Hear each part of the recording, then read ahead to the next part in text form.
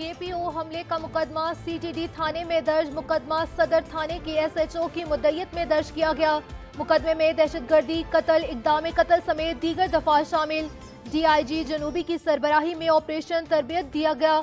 हमले में 3 दहशतगर्द मुलव्विस हैं। मुकदमे का मतन। आर्मी चीफ का कराची पुलिस ऑफिस का दौरा, अस्पताल में हमले के जख्मियों की इयादत भी की। जनरल सैयद आसिम मुनीर कहते हैं, पाकिस्तानियों ने हमेशा दहशतगर्दी और इंतहा पसंदी को मुस्तरद करके शिकस्त दी है। दहशतगर्दों का कोई मजहब और नजरिया नहीं, मिलकर निपटेंगे। मुश्तरका खुशहाल मुस्तकबिल के लिए इस खतरे पर गालिब आएंगे।